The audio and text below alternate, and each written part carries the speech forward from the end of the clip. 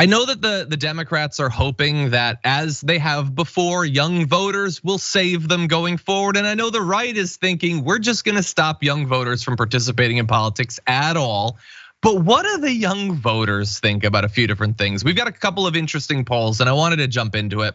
We've got this Harvard Youth poll, focuses on young voters every spring. They found that a clear majority take a progressive look on what John Della Volpe, the director of the poll, called the big four political issues that respondents are asked about: LGBTQ plus rights, economic inequality, climate action, and gun violence. So 62% of voters between the age of 18 and 29 believe that the federal government should provide residents with basic necessities.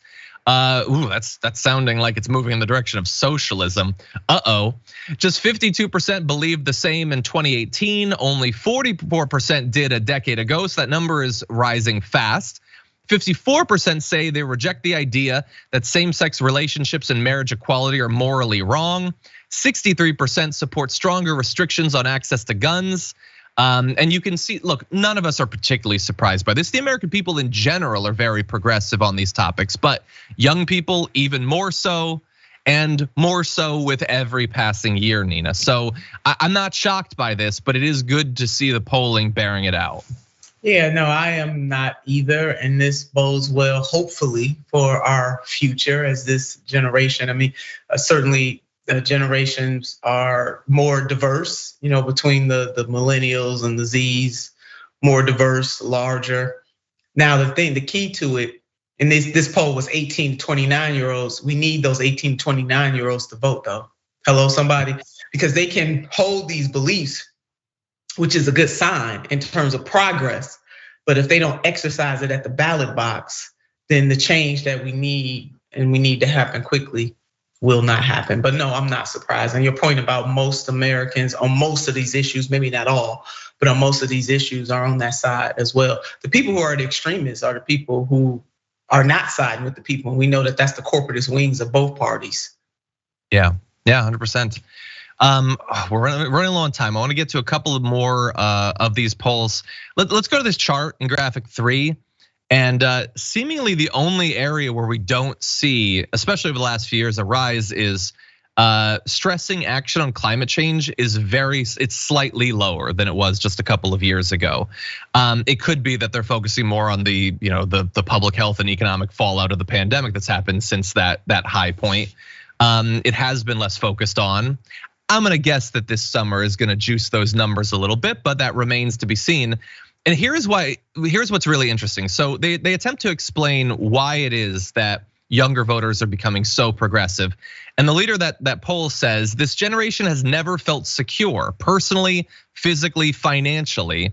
All four of the biggest four issues speak to the sense of precarity that young voters feel about their physical safety, their economic future, their basic rights, and even the ecological stability of the planet. And that's what's so fascinating. I don't often bring up my prior work in political psychology, but it was in the development of value systems. And one of the most fascinating things in my area of work was almost always, not just in the United States, but across the world, when a generation is raised in issues of insecurity, it can happen as a result of like pandemics, it can happen as a result of military insecurity, depressions, those sorts of things. They do very strongly affect to that. They are affected by that by becoming more conservative. Like almost the world over, the World Values Survey I used in my work has gone on for decades and decades and decades, and they have always found that. This is fascinating that the insecurity might be leading them in a different direction, and maybe it is that they have more open access to information than those past generations had. They have role models and figureheads that are pushing for progressive responses to these issues. They can see the clear hypocrisy from the main two parties on these topics and want a solution. They're not just convinced by the evening news to trust whatever the president says on these things. So it might be seen that we're finally seeing a breaking of this historic pattern. I find that fascinating, Nina. Yeah, I do too, John, and I'm here for it. I'm really, really glad to see it and want to see these young people. I don't know if you recall, maybe a couple of months ago that Bernice King, Dr. Bernice King, was encouraging young people to organize and galvanize more, and that really is what we need. We need to marry these beliefs with with swift action in this country. But it is indeed a ray of hope right here, this poll shows. And I know that the pollsters were saying that this doesn't bode well for the GOP.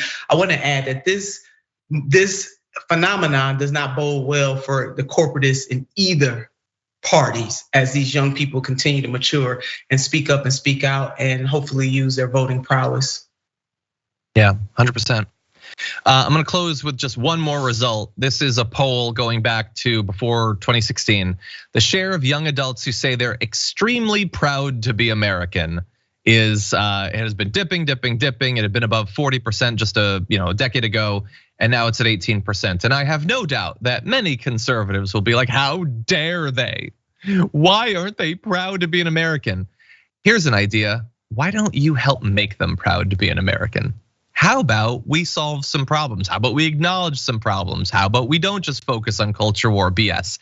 How about we make this country as great as you insist we pretend it is? How about that? Any final thoughts, Nina, before we close out the show? Listen, John, in the black church, when the preachers preach the sermon, you just say amen. How about that? Check out the Damage Report podcast each day, wherever you get your podcasts, whether Pocket Casts or Stitcher or iTunes. You can join me as I give you the news and stories you want, with a range of co-hosts and interview guests jumping in on the fun each day. Again, that's the Damage Report, wherever you get your podcasts. And if you get them at iTunes, don't forget to rate and review. Sometimes I'll read them live on the show.